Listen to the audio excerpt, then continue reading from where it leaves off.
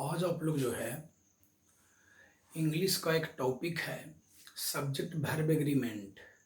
यह जो टॉपिक है वो 10th क्लास के लिए भी इम्पोर्टेंट है, 9th क्लास के लिए भी इम्पोर्टेंट है, 12th के लिए भी इम्पोर्टेंट है और जो कम्पिटिटिव की तैयारी करते हैं उनके लिए भी काफ़ी इम्पोर्टेंट है। तो ये टॉपिक इम्पोर्टेंट है, ध्यान देंगे। हेडिंग लिखा हुआ है सब्जेक्ट वर्ब एग्रीमेंट।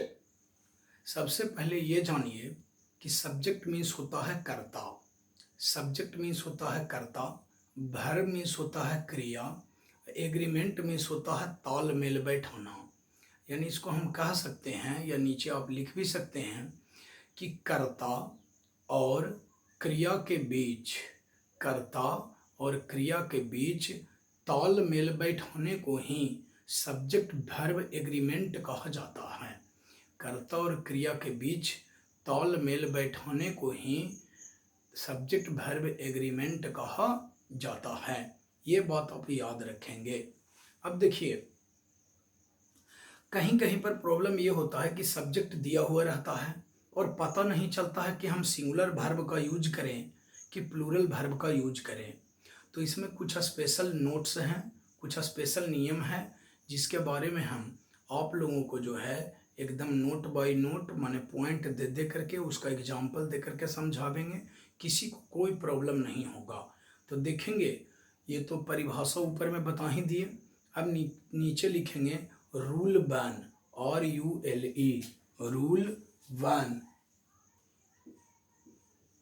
रूल 1 लिखेंगे।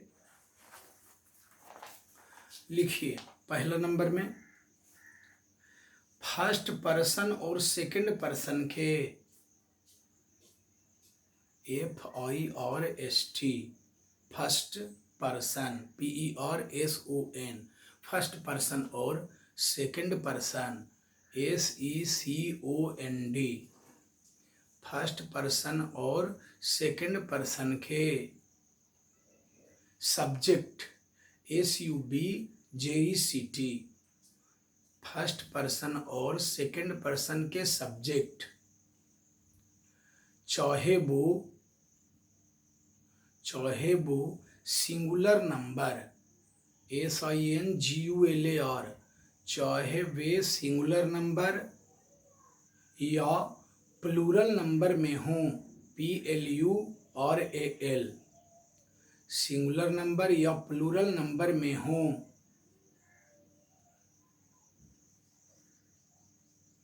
उनके साथ प्लूरल वर्ब, उनके साथ प्लूरल वर्ब PLURAL, उनके साथ प्लूरल वर्ब VERB, ब्रैकेट में लिख दीजिए वर्ब का मूल रूप, वर्ब का मूल रूप ब्रैकेट बंद का प्रयोग किया जाता है, का प्रयोग किया जाता है। हो गया। अब देखिए एग्जाम्पल सबका बता रहे हैं, एकदम बिल्कुल इजी है। देखिए हमने इस नियम में ये बताया कि या तो फर्स्ट पर्सन रहे या सेकंड पर्सन, सिंगुलर नंबर में कोई रहे या प्लूरल नंबर में। कहने का मतलब कुछ हो गया कि जैसे फर्स्ट पर्सन के सिंगुलर नंबर में आप जानते हैं कि I होता है, प्लूरल नंबर में B होता है, और सेकंड पर्सन के सिंगुलर नंबर में और प्लूरल नंबर में दोनों में U होता है। तो कोई नंबर में यानी फर्स्ट पर्सन हो या सेकंड पर्सन हो, उसके सिंगुलर नंबर में कोई सब्जेक्ट हो या प्लूरल नंबर वाला कोई सब्जेक्ट हो, उसके साथ हमेशा प्लूरल वर्ब का ही प्रयोग किया जाता है। यानी जो वर्ब का मूल रूप होता है वह प्लूरल वर्ब होता है। जैसे बोलते हैं ईट, EAT, ईट मीन्स खाना। तो वर्ब का मूल रूप, जैसे कोई पूछता है कि खाना कौची माने खाना होता है, तो ईट्स थोड़े बोलते हैं या ईटिंग बोलते हैं, बोलते हैं ईट, EAT, ईट मीन्स खाना। तो यही हो गया वर्ब का मूल रूप, और इसे वर्ब का मूल रूप इसको कहा जाता है। और यह प्लूरल वर्ब है, प्लूरल वर्ब है ईट, ईट्स बोल दिए, EATS, ईट्स बोल दिए तो ये हो गया सिंगुलर वर्ब। और उसी रीड बोले रीड, तो ये हो गया प्लूरल वर्ब। और रीड्स बोलेंगे रीड्स, तो ये हो गया सिंगुलर वर्ब। तो देखेंगे एग्जाम्पल में हम आपको बता रहे हैं कैसे कैसे क्या होता है। सो देखिए, अगर बोलेंगे एग्जाम्पल में तो आई, खाली जगह छोड़ दिए, उसके बाद रहेगा अगर भरना इसी प्रकार से कुछ भी, तो यहाँ ब्रैकेट में अगर दिया हुआ रहे हैज या हैव, तो आप याद रखोगे कि हैज जो है वो सिंगुलर वर्ब है, हैज सिंगुलर वर्ब है, जबकि हैव जो है वो प्लूरल वर्ब है। तो सोचिए कि आई है तो आई फर्स्ट पर्सन के सिंगुलर नंबर में है, तो बताए ना कि फर्स्ट रहे चाहे सेकंड रहे उसमें प्लूरल वर्ब का यूज करेंगे, यानी जब भी इसमें होगा तो क्या होगा, तो हैव का यूज होगा। यानी देखिए यहाँ पर भरा गया हैव, यही याद रखना है। अब देखिए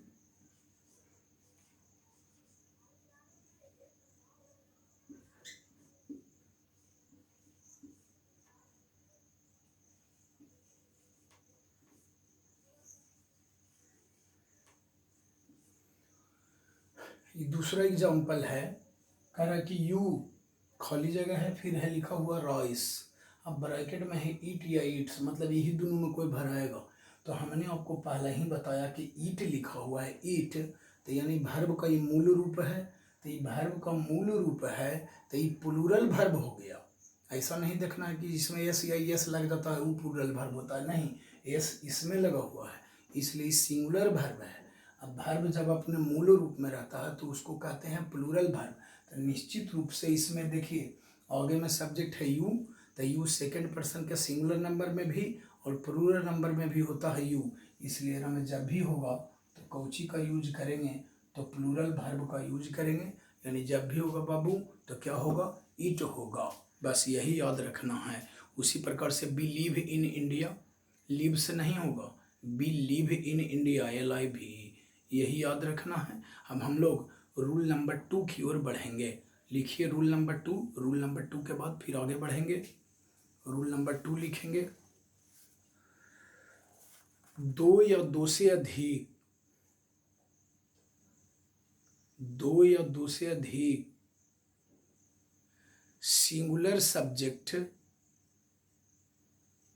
singular SINGULAR, singular subject SUBJECT, subject यदि एंड से जुड़े हों, AND, एंड से जुड़े हों,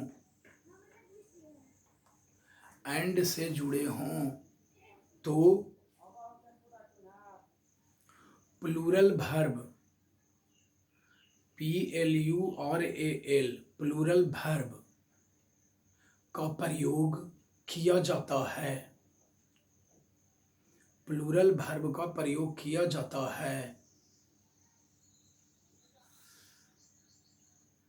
देखिए अब समझ लीजिए एक बार फिर से, तब एग्जाम्पल देंगे। यदि दो या दो से अधिक सिंगुलर सब्जेक्ट, सिंगुलर सब्जेक्ट मतलब एक वचन के रूप में रहेगा कर्ता, कौची से जुड़ा हुआ रहे तो एंड से जुड़ा रहे, तो उसके साथ वर्ब हमेशा प्लूरल होता है। क्या होता है, प्लूरल होता है। तो देखिए ध्यान दे करके आपको हम एग्जाम्पल बताते हैं। तो देखिए दो, देखिए एग्जाम्पल में, एग्जाम्पल मतलब दो का दूसरे पॉइंट का एग्जाम्पल है। देखिए राम एंड श्याम, नाम है तो आप जानते हैं कि बीच में भी रहेगा, तो नाम का जो पहला अक्षर होता है वो कैपिटल लेटर में, देखिए कैपिटल है, कैपिटल यहाँ है, दोनों सिंगुलर सब्जेक्ट है, थोड़े राम से होता है, थोड़े नाम में श्याम से होता है, तो देखिए दोनों सिंगुलर सब्जेक्ट है। क्या चीज़ से जुड़ा हुआ है, तो एंड से जुड़ा हुआ है। तो जब दो सिंगुलर सब्जेक्ट एंड से जुड़े जो हों तो वर्ब हमेशा जो है प्लूरल होता है। तो देखिए यहाँ पर खाली जगह रहेगा, अब रहेगा एजा पड़ी देयर, अब ब्रैकेट में रहेगा गो या गोज, गो या गोज। अब आप खुद सोचिए, हम बार बार बता रहे हैं कि जब वर्ब अपने मूल रूप में रहता है तो वह प्लूरल होता है, और एस या एस लग गया तो समझ जाइए कि वो हो गया सिंगुलर, सब सिंगुलर वर्ब हो गया। तो देखिए गो, गो मीन्स जाना, कोई पूछता है जाना कोची मने होता है, तो गोज मने बोलते हैं, गो मीन्स जाना। तो ये गो वर्ब अपने मूल रूप में है तो ये प्लूरल वर्ब हो गया गो, और जबकि जो गोज लगा हुआ है ये हो गया सिंगुलर वर्ब। तो देखिए, जब दो सिंगुलर सब्जेक्ट, नियम आपको याद रखना पड़ेगा, जब दो सिंगुलर सब्जेक्ट एंड से जुड़े हों तब उसमें हमेशा क्या करते हैं कि प्लूरल वर्ब का यूज करते हैं। तो यहाँ पर निश्चित रूप से क्या होगा, तो गो होगा। हो गया, बस यही याद रखना है। अब देखिए आगे बताते हैं। सीता एंड गीता, खाली जगह होगा, टुगेदर।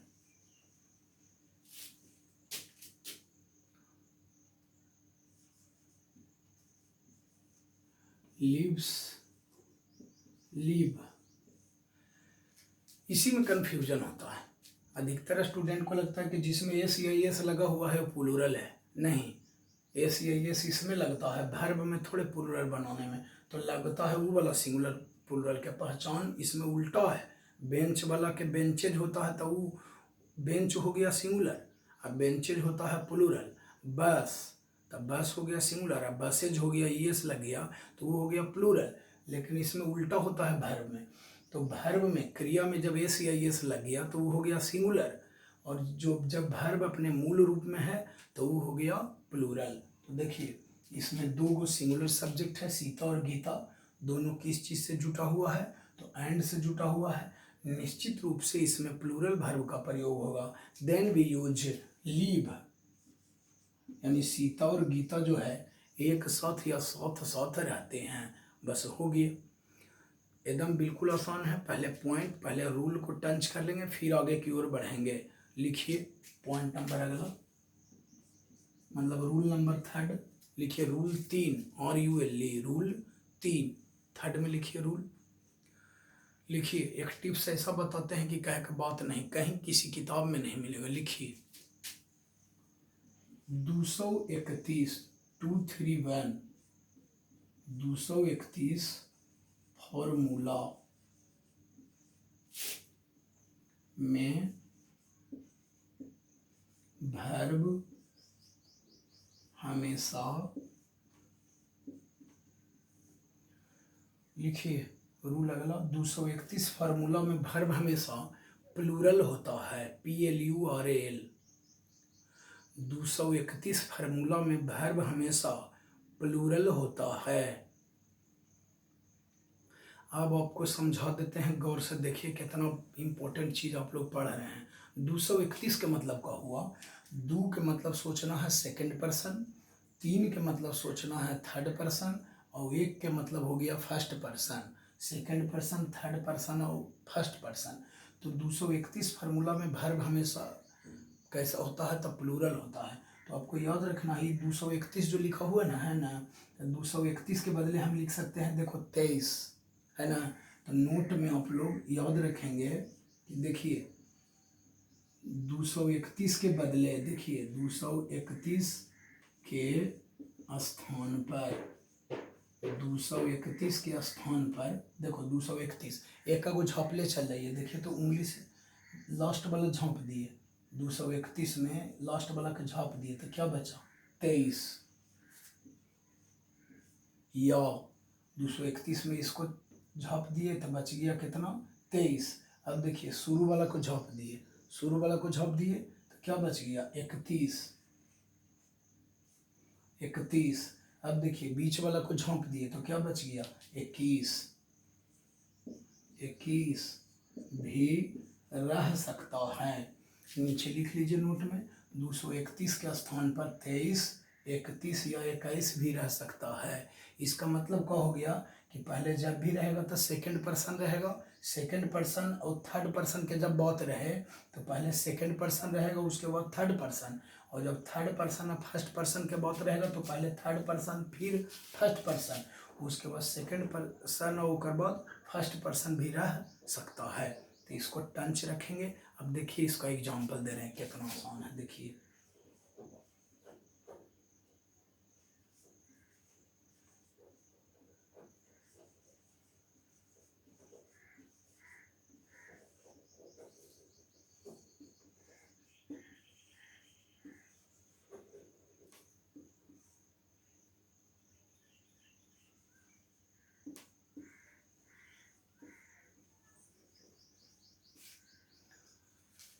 देखिए एग्जाम्पल कितना अच्छा है, यू, ही एंड आई। अब देखिए मिला करके, यू सेकंड पर्सन हो गया, ही जानबे करते हैं कि थर्ड पर्सन के सिंगुलर नंबर है तो 3 हो गया, एंड आई कुछ ही हो गया तो फर्स्ट पर्सन, यानी 231 फार्मूला पर इस सेट है।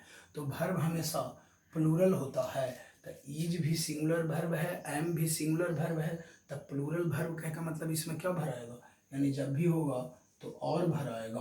और जो विद्यार्थी अगर नहीं जानते हैं वो क्या करेगा कि देखेगा कि आगे में है आई लगा हुआ तो निश्चित रूप से एम भर देगा, कहे कि उसको तो इतने पता है कि आई के साथ क्या लगता है तो एम लगता है। नहीं, 231 फार्मूला में याद रखना है कि वर्ब हमेशा प्लूरल होता है, यानी देखिए आई के बाद क्या लगा तो आर लगा, यही बात है। अब देखिए और भी उदाहरण देते हैं।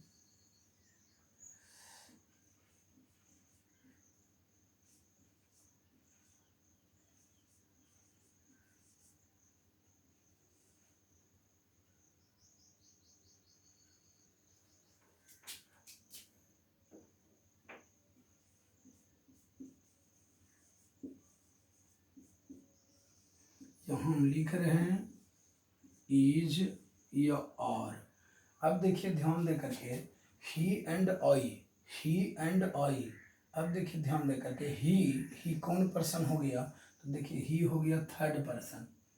अब देखिए आई है फर्स्ट पर्सन के सिंगुलर नंबर, ही तो थर्ड पर्सन के सिंगुलर नंबर है, और आई हो गया फर्स्ट पर्सन के सिंगुलर नंबर, यानी देखिए 31 वाला काम कर रहा है, 31 वाला, 31 वाला। यू एंड अथी ही एंड आई मतलब वह और मैं क्यों हैं, तो आई के साथ एम नहीं लगाना है, आई के साथ न हो तो वो एम भी दे दीजिए। जो नहीं पढ़ल है वो क्या करेगा कि निश्चित रूप से इसमें एम लगा देगा, तो ये गलत हो गया, यानी इसमें भी क्या लगेगा बाबू, तो इसमें भी लगेगा और, याद रखेंगे। चलिए हो गया, रूल नंबर 3 आप लोग को कंप्लीट हो गया होगा, हम समझते हैं। रूल नंबर 4 लिखेंगे। रूल नंबर 4 लिखिए, a number NUMBER, a number of OF, a number of का अर्थ होता है काफी अधिक संख्या में। ए नंबर ऑफ का अर्थ होता है काफी अधिक संख्या में, तथा the number of the number of का अर्थ होता है एक निश्चित संख्या में। द नंबर ऑफ का अर्थ होता है एक निश्चित संख्या में। अतः यदि कोई वाक्य ए नंबर ऑफ से शुरू हो, यदि कोई वाक्य ए नंबर ऑफ से शुरू हो तो उसमें plural verb PLURAL plural verb का प्रयोग किया जाता है, प्लूरल वर्ब का प्रयोग किया जाता है, जबकि यदि कोई वाक्य द नंबर ऑफ से, यदि कोई वाक्य द नंबर ऑफ से शुरू हो तो द नंबर ऑफ से शुरू हो तो उसमें सिंगुलर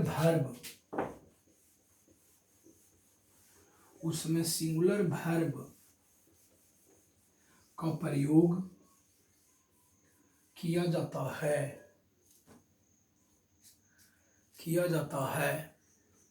देखिए बाबू याद रखना, फिर से बोल देता हूँ। देखिए ए नंबर ऑफ, हम लोग पढ़ने में कितना गलती करते हैं जो कहने का बात नहीं है। तो a number of the number of दोनों के प्रयोग में अंतर होता है। ए नंबर ऑफ का मतलब होता है काफ़ी अधिक संख्या में। ऐसू सोचिएगा कि जखनिया हो गया काफ़ी अधिक संख्या में, इसका मतलब है कि सब्जेक्ट ढेर मनी है, बहुत ज़्यादा है, काफ़ी अधिक संख्या में है। तो ए नंबर ऑफ के मतलब होता है काफ़ी अधिक संख्या में, इसलिए यदि कोई वाक्य अगर ए नंबर ऑफ से शुरू हो तो उसमें हमेशा प्लूरल वर्ब का प्रयोग करेंगे। और यदि कोई वाक्य द नंबर ऑफ से शुरू हो तो द नंबर ऑफ के मतलब होता है एक निश्चित संख्या में, माने कम संख्या, यानी संख्या निश्चित है एकदम। तो द नंबर ऑफ से शुरू हो तो उसमें सिंगुलर वर्ब का प्रयोग किया जाता है। जैसे अगर बोलेंगे कि किसी विद्यालय में, एक हो गया कि बहुत अधिक संख्या में विद्यार्थी फेल कर गए, विद्यार्थी फेल कर गए, तो बहुत अधिक संख्या में है। निश्चित रूप से इसका ट्रांसलेशन जब हम बनाएंगे तो ए नंबर ऑफ से शुरू होगा। और अगर बोलेंगे कि किसी विद्यालय में एक निश्चित संख्या में विद्यार्थी फेल कर गए, निश्चित संख्या में, तो निश्चित का मतलब हो गया द नंबर ऑफ। बस यही याद रखना है, ठीक है ना। तो बस देखिए अच्छे से तरीके से, कोई दिक्कत नहीं होगा। देखिए एग्जाम्पल में, दोनों का एग्जाम्पल देते हैं, कोई दिक्कत नहीं होगा। देखिए a number of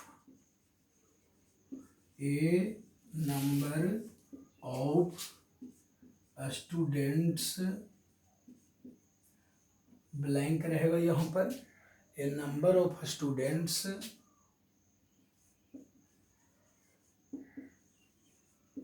failed in the examination. Bracket में रहेगा हैज या हैव। देखिए क्वेश्चन है a number of students blank है यहाँ, फेल्ड इन द एग्जामिनेशन। अब यहाँ भरना है हैज या हैव। अब देखिए यह वाक्य किस चीज़ से शुरू है, तो ए नंबर ऑफ से शुरू है। यह जो सेंटेंस है वह ए नंबर ऑफ से शुरू है। इसका मतलब हिंदी हो गया कि काफ़ी अधिक संख्या में विद्यार्थी परीक्षा में फेल कर गए। तो क्या होगा बताया कि यदि कोई वाक्य ए नंबर ऑफ से शुरू हो तो इसका मतलब हो गया काफ़ी अधिक संख्या में, तो इसमें प्लूरल वर्ब का प्रयोग करेंगे। तो हैज सिंगुलर वर्ब है और हैव जो है वो प्लूरल वर्ब है, इसलिए यहाँ पर क्या होगा, तो यहाँ निश्चित रूप से हैव होगा। अब देखिए सेम ही एग्जाम्पल रहेगा, खाली इसमें शुरू होगा द नंबर ऑफ से। देखिए द नंबर ऑफ स्टूडेंट्स, यहाँ खाली जगह रहेगा, अब रहेगा फेल्ड इन द एग्जामिनेशन। समझ गए, एग्जामिनेशन है लिखा हुआ। अब देखिए इसमें भी रहेगा हैज या है भरना।